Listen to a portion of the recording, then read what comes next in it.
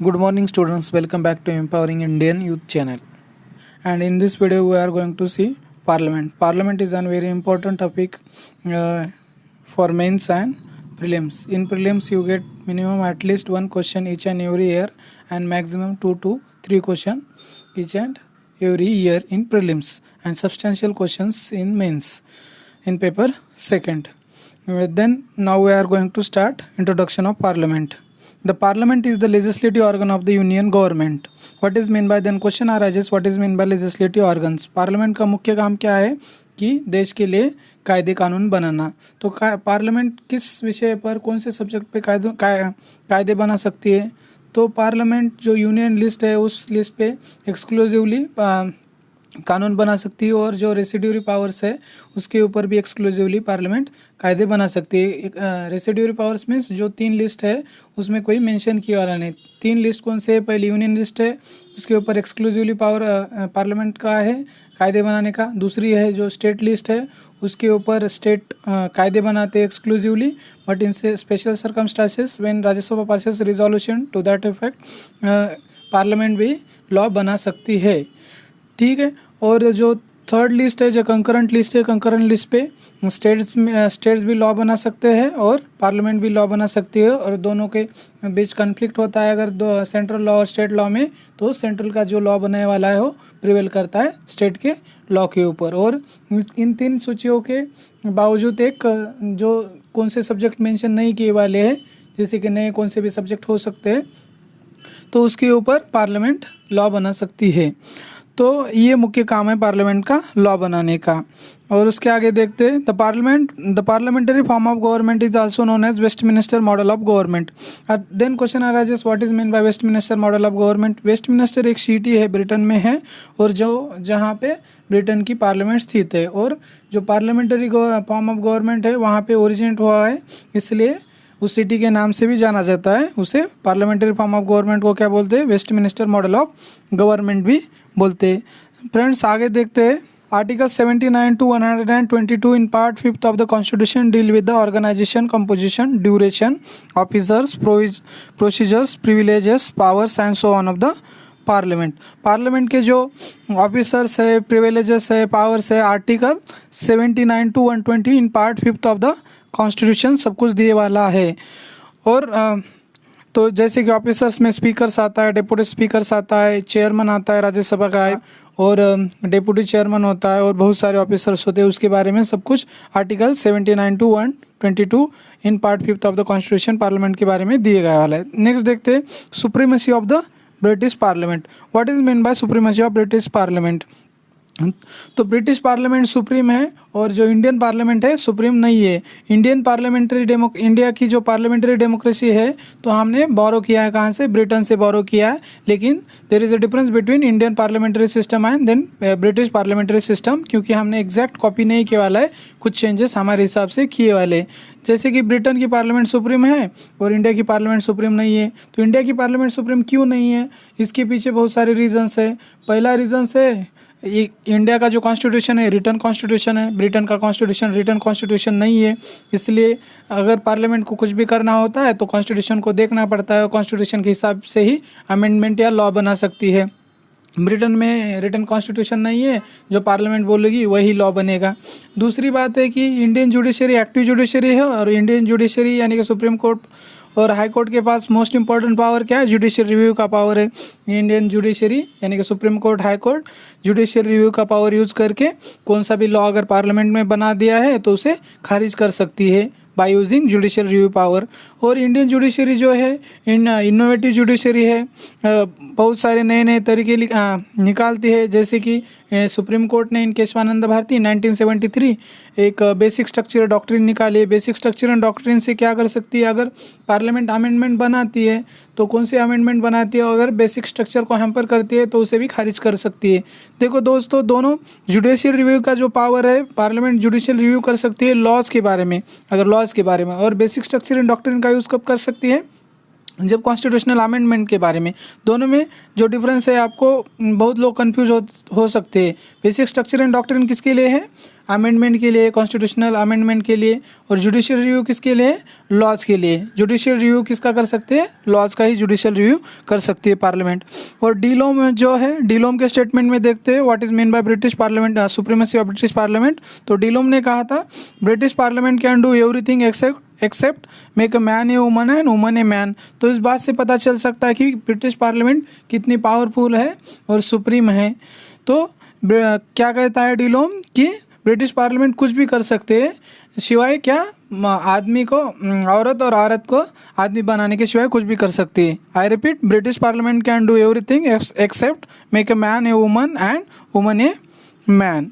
Then next देखते हैं organisation of parliament. Parliament का ऑर्गेनाइजेशन किस तरह होता है। तो parliament of India consist of 3 parts. कौन से पार्ट्स है पार्लियामेंट के, प्रेसिडेंट एक पार्ट्स है, काउंसिल ऑफ स्टेट्स यानी Rajya Sabha, and house of people, ये 3 पार्ट्स है। कौन से पार्ट्स है, प्रेसिडेंट एक पार्ट है, दूसरा काउंसिल ऑफ स्टेट्स है, तीसरा हाउस ऑफ पीपल। इन 1954 क्या किया गया, हिंदी नेम्स, जो राज्यसभा और लोकसभा क्या है, हिंदी नेम है। लोकसभा किसका हिंदी नेम है, हाउस ऑफ पीपल का लोकसभा हिंदी नेम है, और काउंसिल ऑफ स्टेट्स का राज्यसभा हिंदी नेम है, अडॉप्ट किए गए हैं इन 1954। राज्यसभा के अन्य नाम भी कुछ है, जैसे कि राज्यसभा के अन्य नाम आपको याद रखने पड़ेंगे, कौन सा भी नाम दे सकते हैं एग्जाम में और आपको पूछ सकते हैं क्वेश्चन। तो आपको समझ में आना चाहिए कि वो राज्यसभा के बारे में बोल रहे हैं, लोकसभा के बारे में बोल रहे हैं। तो राज्यसभा के अन्य नाम कौन से देखते हैं, तो राज्यसभा का अन्य नाम क्या है, राज्यसभा को अपर हाउस भी कहते हैं और उसे सेकंड चेंबर भी कहते हैं और हाउस ऑफ एल्डर्स भी कहते हैं।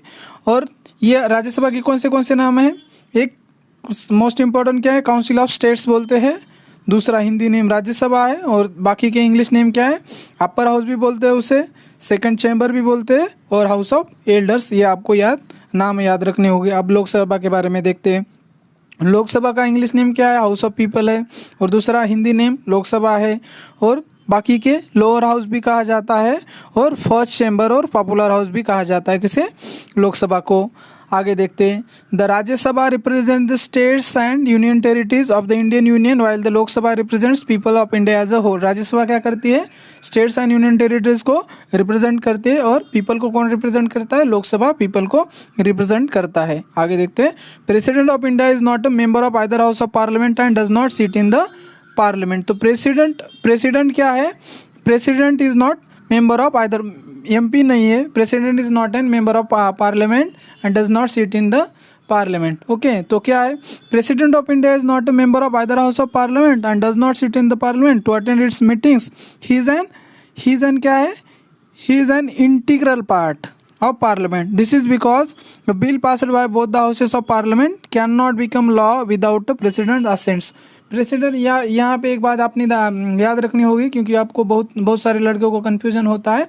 President is not an member of parliament. President Rajya Sabha या लोकसभा का एमपी नहीं है जैसे कि अदर एमपीज है, लेकिन president is an integral part of the parliament. I repeat, president is not an member of parliament, but he is an integral part of the parliament. Then question arises, what is meant by integral part of the parliament? President is an integral part of the parliament because until and unless president gives assent to the law made by the parliament, that is Rajya Sabha और लोक सभा cannot become a law. जब लोक सभा और राज्य सभा law पास करती है सेपरेटली, राज्यसभा और लोकसभा में और जॉइंट सेशन में पास करती है, तब प्रेसिडेंट के असेंट के लिए, सहमति के लिए भेजा जाता है। और जब प्रेसिडेंट उसे सहमति देता है उसकी और साइन करता है, तभी वो क्या होता है, लॉ बनता है। इसलिए क्या है, president is an integral part of the parliament but he is not an member of parliament. The president क्या क्या कर सकता है, प्रेसिडेंट के कुछ पावर देखते हैं हम। President summons, prorogues both the houses, dissolves the Lok Sabha, addresses both the houses, issues ordinances when they are not in session and so on. President क्या है, प्रेसिडेंट के कुछ पावर है, जैसे कि प्रेसिडेंट क्या करता है, सुमन करता है, प्रोरोक्स करता है बोथ द हाउसेस, और प्रेसिडेंट क्या करता है, डिसॉल्व करता है लोकसभा को। लोकसभा को क्वेश्चन आता है, लोकसभा को प्रेसिडेंट कब डिसॉल्व कर सकता है, प्रेसिडेंट डिसॉल्व कब कर सकता है लोकसभा को, प्रेसिडेंट जो रूलिंग पार्टी है कॉन्फिडेंस खो देती है, अपना कॉन्फिडेंस प्रूव नहीं कर सकती, और अन्य कोई पार्टी नहीं होती जो क्लेम कर सके और गवर्नमेंट फॉर्म कर सके तो प्रेसिडेंट इस समय क्या करता है, लोकसभा को डिसॉल्व कर सकता है। लेकिन ये जो डिसॉल्विंग लोकसभा को डिसॉल्व करता है जो प्रेसिडेंट, ये डिस्क्रिशनरी पावर है क्या, प्रेसिडेंट का नहीं है, ठीक है। और राज्यसभा को प्रेसिडेंट डिसॉल्व नहीं करता, क्योंकि राज्यसभा क्या है, कंटिन्यूस चेंबर है, कंटिन्यूस बॉडी है, कंटिन्यूस चलती जाती है। और राज्यसभा का कार्यकाल क्या है, राज्यसभा का कार्यकाल 6 साल का है और लोकसभा का कार्यकाल कितने, 5 साल का है। और राज्यसभा की जो 1/3 जो मेंबर है हर एवरी सेकंड ईयर के लास्ट में क्या होते, रिटायर होते और नए इलेक्शन होके, इनडायरेक्ट इलेक्शन होके एमपी चुने जाते हैं, वो आगे देखेंगे हम, ठीक है। और most important power of the president कौन सा है, ordinance making power of the president. अब क्वेश्चन आता है कि प्रेसिडेंट कब ऑर्डिनेंस इशू करता है, जब लोकसभा सेशन में नहीं होती है, या राज्यसभा सेशन में नहीं होती, या बोथ हाउसेस सेशन में नहीं होते, तब प्रेसिडेंट ऑर्डिनेंस इशू करता है। बहुत सारे लड़कों के मन में ये ख्याल आता होगा कि ये ऑर्डिनेंस क्या है, जो जब पार्लियामेंट सेशन में नहीं होते तो इमरजेंसी सिचुएशन आ सकती है कानून बनाने की, तो क्या कर सकता है प्रेसिडेंट, जैसे कि पार्लियामेंट लॉ बनाती है जब सेशन में होती है राज्यसभा और लोकसभा मिलके, उसी तरह ऑर्डिनेंस से प्रेसिडेंट क्या कौन सा भी न्यू लॉ इशू कर सकता है। मतलब जिस सब्जेक्ट पे पार्लियामेंट लॉ बना सकती है उस सब्जेक्ट पे प्रेसिडेंट क्या कर सकता है, ऑर्डिनेंस इशू कर सकता है। और मैंने बताया ऑर्डिनेंस कब इशू कर सकता है प्रेसिडेंट, जब लोकसभा सेशन में नहीं हो, राज्यसभा सेशन में नहीं हो, या बोथ हाउसेस सेशन में नहीं है, क्योंकि दोनों हाउसेस को क्या करना पड़ता है, लॉ पास करना पड़ता है। अब आगे देखते हैं कंपोजिशन ऑफ 2 हाउसेस। आप देखते हैं composition of 2 houses. Composition of पहले देखते हैं कंपोजिशन ऑफ राज्यसभा। तो मैक्सिमम स्ट्रेंथ ऑफ राज्यसभा कितनी है, 250 मैक्सिमम स्ट्रेंथ है किसकी, राज्यसभा की। उसमें से 238 are to be the representatives of the states and union territories से। 250 क्या है, मैक्सिमम स्ट्रेंथ है राज्यसभा की। उसमें से 238 कहाँ से आते हैं, स्टेट से एंड यूनियन टेरिटरीज से आते। और उनका इलेक्शन किस तरह होता है, उनका इलेक्शन इनडायरेक्टली इलेक्ट होके आते हैं।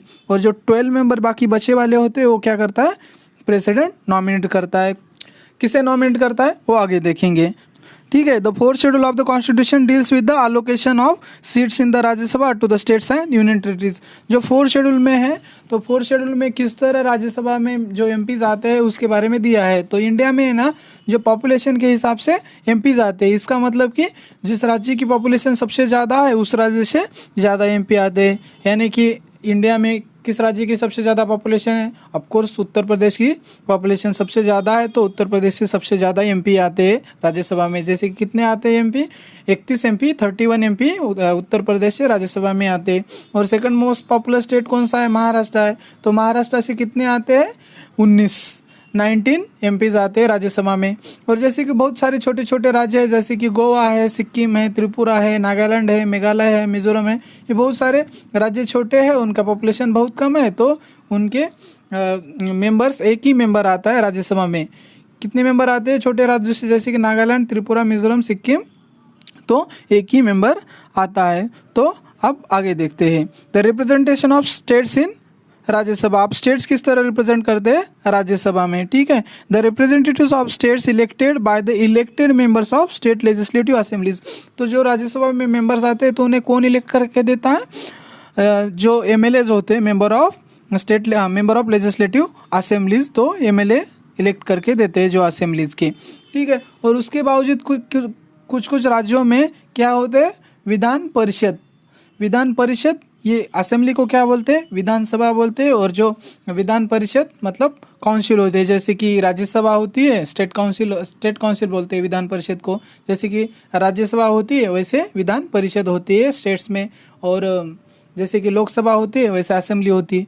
और ये जैसे पार्लियामेंट में मतलब यूनियन गवर्नमेंट पे राज्यसभा और लोकसभा कंपल्सरीली होती है और कंटिन्यूस चैम्बर होते हैं, लेकिन ये विधान परिषद सब राज्यों में नहीं है। कुछ जैसे कि बड़े राज्य है और फाइनेंशियली वाइबल स्टेट्स है, उसी राज्यों में क्या है, विधान परिषद है।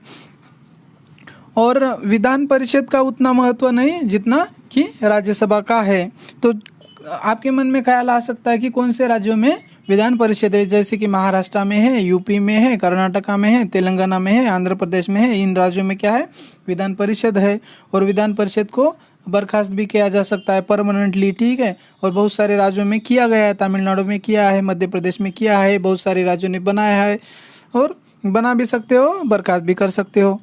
तो आप देखते हैं इलेक्शन किस तरह। और जो अगर किसी राज्य में विधान परिषद हो या ना हो उससे कोई फर्क नहीं पड़ता, जो मेंबर्स ऑफ असेंबली है यानी कि एमएलएज है, जो असेंबली के मेंबर है उसे क्या बोलते हैं, एमएलए बोलते हैं, और जो काउंसिल के मेंबर है स्टेट काउंसिल यानी कि विधान परिषद के मेंबर है उसे क्या बोलते हैं, MLC, member of legislative council. Okay, और MLA member of legislative assembly. और जो एमएलएज होते हैं मेंबर ऑफ लेजिस्लेटिव असेंबलीज, वही सिर्फ क्या करते हैं, राज्यसभा के एमपीज को चुनते हैं इनडायरेक्टली। वो किस प्रकार चुनते हैं, वो भी इनडायरेक्टली। आगे देखते हैं। आई होप आपका कंफ्यूजन होगा, किसी को तो क्लियर हुआ होगा। Elections are held in accordance with the system of, election किस तरह होते हैं, accordance with the system of proportional representation by means of single transferable vote. जो राज्यसभा की इलेक्शंस कैसे होते हैं, इनडायरेक्ट होते हैं, और किस तरह, proportional representation by means of single transferable vote. The seats are allotted to the states on the basis of population. ये तो हमने पहले ही देख लिया कि राज्यसभा में किस तरह सीट एलोकेट होते हैं, पॉपुलेशन के हिसाब से राज्यसभा में सीट्स एलोकेट होते हैं। आप देखते हैं representation of union territories in Rajya Sabha, Rajya Sabha में यूनियन टेरिटरी से किस तरह लोग एमपीज आते हैं। The representatives of each union territory are indirectly, हाँ आप देखते हैं representation of union territories in Rajya Sabha, Rajya Sabha में यूनियन टेरिटरी से किस तरह मेंबर्स आते हैं राज्यसभा के। The representatives of each union territory are indirectly elected by members of the electoral college specially constituted for the purpose. Election is also held in accordance with the system of proportional representation by means of single transferable votes. जिस तरह state से MP आते हैं उसी तरह क्या union territory से भी रिप्रेजेंटेटिव्स आते हैं राज्यसभा के। लेकिन क्वेश्चन आता है कि किन किन टेरिटरी से आते हैं, क्या क्राइटेरिया है, तो आगे देखते हैं। आउट ऑफ 8 कितने हैं यूनियन टेरिटरीज, 8 यूनियन टेरिटरी से। यूनियन टेरिटरीज बदल रहे हैं आजकल, ठीक है, तो आपको ये नंबर ध्यान रखना होगा, क्योंकि अभी जो जम्मू कश्मीर और लद्दाख की न्यू यूनियन टेरिटरी बनी, ठीक है, और दादर नगर हवेली वो इसे मर्ज कर दिया गया है, तो ऐसे न्यू टेरिटरीज बन रहे हैं, तो आपको उसे जो आंकड़ा है वो ध्यान रखना होगा, ठीक है। Out of 8 union territory only 3, out of 8 union territories only 3, कौन से 3 है, Delhi, Puducherry, Jammu and Kashmir have representation in Rajya Sabha. ये जो 3 यूनियन टेरिटरीज है तो उनका क्या है, रिप्रेजेंटेशन राज्यसभा में है, सबका नहीं है। कौन से यूनियन टेरिटरीज का राज्यसभा में रिप्रेजेंटेशन है, दिल्ली है, पुदुचेरी है, जम्मू एंड कश्मीर। बाकी का क्यों नहीं, क्योंकि उनके पास उनका जो पॉपुलेशन है बहुत ही कम है, इसकी वजह से राज्यसभा में उनके मेंबर्स नहीं। और जो दिल्ली, पुदुचेरी एंड जम्मू कश्मीर है उनमें क्या है, असेंबली भी है, वहाँ पे असेंबली दिखाई देती है। और बाकी के जो यूनियन टेरिटरीज में असेंबली है, क्या असेंबलीज बाकी के यूनियन टेरिटरीज में नहीं है। आप देखते हैं nominated members in Rajya Sabha, Rajya Sabha में नॉमिनेटेड मेंबर्स किस तरह आते हैं। तो प्रेसिडेंट कितने मेंबर नॉमिनेट करता है, तो president nominates 12 members to the Rajya Sabha from people who have special knowledge और practical experience। किस में एक्सपीरियंस, स्पेशल नॉलेज और प्रैक्टिकल एक्सपीरियंस किस में, लेकिन art, literature, science and social service, ये 4 सब्जेक्ट आपको याद रखने होंगे। कौन सा, पहला आर्ट, दूसरा लिटरेचर, तीसरा साइंस एंड सोशल सर्विस। अगर किसी इंसान को स्पेशल नॉलेज है, प्रैक्टिकल एक्सपीरियंस है इन चारों विषय में, art, literature, science and social service में, तो प्रेसिडेंट क्या करता है, उनको नॉमिनेट कर सकता है। ऐसा कंपलसरी नहीं है कि प्रेसिडेंट के डिस्क्रिप्शन पे है। प्रेसिडेंट का डिस्क्रिप्शन मतलब किसका डिस्क्रिप्शन, गवर्नमेंट का। किसका मतलब, यहाँ पे मोस्टली प्राइम मिनिस्टर का और ब्रॉडली काउंसिल ऑफ मिनिस्टर्स का डिस्क्रिप्शन होता है, वो डिसाइड कर दे किसको नॉमिनेट करना है या नहीं करना है। आप देखते हैं कॉम्पोजिशन ऑफ लोकसभा, लोकसभा का कॉम्पोजिशन किस तरह होता है। अभी हमने देखा राज्यसभा का कॉम्पोजिशन, आप देखते हैं लोकसभा का कॉम्पोजिशन। तो लोकसभा की मैक्सिमम स्ट्रेंथ कितनी है, 552 है मैक्सिमम स्ट्रेंथ क्या है लोकसभा की। उसमें से 530 जो मेंबर आते हैं कहाँ से आते हैं, स्टेट से आते हैं। और जो 20 मेंबर्स आते हैं कहाँ से आते हैं, यूनियन टेरिटरी से आते हैं। आई रिपीट, मैक्सिमम स्ट्रेंथ कितनी है लोकसभा की, 552 आते हैं। और 530 मेंबर कहाँ से, राज्यों से आते हैं। और 20 मेंबर्स है जो वहाँ यूनियन टेरिटरी से आते हैं। और बाकी 2 बच्चे वाले एंग्लो इंडियन कम्युनिटी से आते हैं, लेकिन उसके बारे में हम आगे देखेंगे, ठीक है। आप देखते हैं representation of states in Lok Sabha. तो लोकसभा में रिप्रेजेंटेशन किस तरह होता है स्टेट्स का। तो representatives of the states are directly elected by the people from the territorial constituencies in the state based on the principle of universal adult franchise। जो member आते थे राज्यसभा में किस तरह इलेक्ट होके आते, इनडायरेक्ट इलेक्शन से। उन्हें कौन इलेक्ट करता है, जो एमएलएज होते हैं असेंबली के, वो मेंबर होते हैं असेंबली के, यानी कि एमएलए इलेक्ट करते हैं राज्यसभा के मेंबर्स को। लेकिन जो लोकसभा के मेंबर्स किस तरह डायरेक्टली इलेक्ट होके आते हैं, और किस क्राइटेरिया से, based on principle of universal adult franchise. और इसे first pass the post system भी कहा जाता है। First pass the post system का यूज होता है किसमें, लोकसभा के इलेक्शन में, और ये यूनिवर्सल अडल्ट फ्रेंचाइज के बेसिस पे होता है। तो इंडिया में कौन कर सकता है, वोट कर सकता है, तो इंडिया में every Indian citizen who is above 18 years of age and is not disqualified under the provisions of the constitution और any law is eligible to vote at such election. तो इंडिया में कौन eligible vote कर सकता है, तो पहला criteria कि जो भी इंसान हो उसका क्या है, एज 18 ईयर्स से ऊपर हो तो वो इलेक्शन में वोट कर सकता है। और दूसरा क्राइटेरिया है कि जो इंसान का एज 18 ईयर्स से ऊपर है लेकिन उसे कॉन्स्टिट्यूशन के किसी प्रोविजन के तहत या कौन सा लॉ किसी पार्लियामेंट में बनाया हो और डिसअलाउ नहीं किया हो और डिस्क्वालीफाई नहीं किया हो कि वोटिंग करने के लिए। और तीसरा क्राइटेरिया क्या है कि अगर आपका एज 18 ईयर्स से ऊपर है, लेकिन तब 18 ईयर्स से एज आपका ऊपर होता है तो आप एलिजिबल होते हैं वोट करने के लिए। लेकिन महत्वपूर्ण चीज़ क्या है कि आपका नाम है ना वोटिंग लिस्ट पे होना चाहिए, जो वोटर लिस्ट होती है उसके ऊपर होना चाहिए। अगर आपके पास वोटर आईडी है तो नहीं है तो उससे कोई फ़र्क नहीं पड़ता। आप आधार कार्ड दिखा सकते हैं, ड्राइविंग लाइसेंस दिखा सकते हो, पैन कार्ड दिखा सकते हो, बहुत सारे डॉक्यूमेंट्स दिखा सकते हो और वोट कर सकते हो। लेकिन मोस्ट इंपॉर्टेंट क्या है कि आपका नाम वोटर लिस्ट पे होना चाहिए, चाहे आपका एज 70 हो या 50 हो 40 हो, इससे कोई फ़र्क नहीं पड़ता। आपका नाम वोटर लिस्ट पे होना चाहिए, तभी आप क्या कर सकते हो, वोटिंग कर सकते हो। आगे देखते हैं, जो वोटिंग एज जब इंडिया इंडिपेंडेंस हुआ था तो वोटिंग एज कितना था, 21 ईयर्स था। और बाद में इन 1988 ये कितना कर दिया है, 18 ईयर्स। जब आई रिपीट, जब इंडिया इंडिपेंडेंस हुआ था तो फर्स्ट इलेक्शन हुआ था तब वोटिंग एज कितना रखा था, 21 ईयर्स रखा था, लेकिन इसे रिड्यूस कर दिया है by 61st constitutional amendment act of 1988। आगे देखते हैं, representation of union territories in Lok Sabha. Lok Sabha में यूनियन टेरिटरीज किस तरह रिप्रेजेंट करते।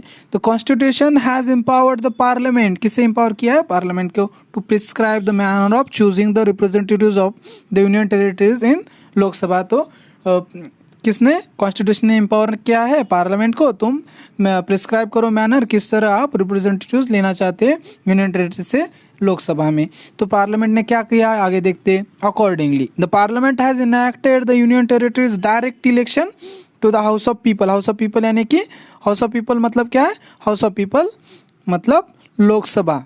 हाउस ऑफ पीपल मतलब Lok Sabha act 1965 by which the members of Lok Sabha from the Union Territories are also chosen by direct elections। तो parliament ने क्या किया है, 1965 में एक लॉ बनाया और कहा है कि यूनियन टेरिटरी से भी जो सदस्य आएंगे लोकसभा में एमपीज, वो भी डायरेक्ट इलेक्शन की तहत आएगी। यानी कि जो अभी क्या बोल सकते हैं हम नटसेल में कि जो स्टेट से जो एमपीज आते हैं लोकसभा में और यूनियन टेरिटरी से आते हैं वो दोनों भी डायरेक्ट इलेक्शन से आते हैं। ठीक है, आई होप यहाँ तक आपको सब क्लियर होगा। आप नॉमिनेटेड मेंबर्स इन लोकसभा के बारे में देखते। Between 1952 to 2020 2 seats were reserved in the Lok Sabha the lower house of the parliament, यानी कि लोकसभा को ही लोअर हाउस बोलते हैं, of India for members of the Anglo Indian community. तो 1952 से 2020 तक 2 सीट्स रिजर्व किए गए थे लोकसभा में। ठीक है, किसके लिए, एंग्लो इंडियन कम्युनिटी के लिए। These two members were nominated by the President of India on the advice of Government of India. In January 2020, the Anglo-Indian reserved seats in the Parliament and State Legislature of India were discontinued by the 126th Constitutional Amendment Bill। Bill है ये, ठीक है, याद रखो, constitutional amendment bill है। When enacted, जब वो enact हुआ तो उसे क्या कहा गया, 104th कॉन्स्टिट्यूशनल अमेंडमेंट एक्ट 2019। ये याद रखो, बस क्या याद रखो, 104th कॉन्स्टिट्यूशनल अमेंडमेंट एक्ट 2019। ठीक है, उसके तहत क्या किया, जो रिजर्वेशन था, एंग्लो इंडियन कम्युनिटी को प्रेसिडेंट नॉमिनेट करता था, किसके कहने पे? गवर्नमेंट ऑफ इंडिया की।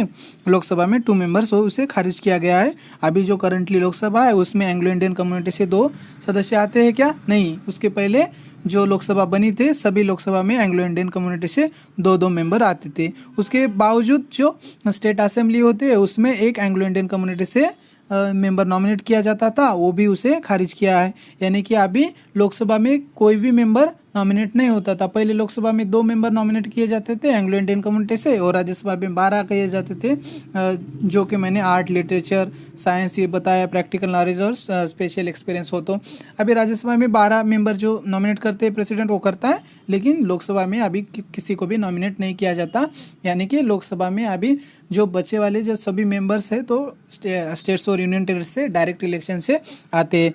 और जो मैंने बताया था कि 552 क्या है? मैक्सिमम स्ट्रेंथ है लोकसभा की, लेकिन एक्चुअली अभी कितने स्ट्रेंथ है? वो 545। और राज्यसभा की मैक्सिमम स्ट्रेंथ कितने है?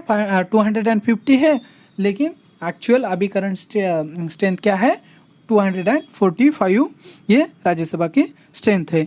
तो friends that's all for today. I hope आपको ये वीडियो अच्छा लगा होगा। अगर आपको ये वीडियो अच्छा लगा होगा तो आप एक लाइक कर सकते हो, शेयर कर सकते हो और चैनल को सब्सक्राइब कर सकते हो, क्योंकि दोस्तों ये बनाने में बहुत सारी मेहनत लगती है, और आप लाइक नहीं करोगे और व्यूज़ नहीं आएंगे तो हम डिमोरलाइज हो जाओगे और मन नहीं करता कि ज़्यादा वीडियो बनाए, क्योंकि मुझे लगता है कि यार कोई देख नहीं रहा है, तो जो हम एफर्ट्स लगा रहे तो वेस्ट जा रहे हैं।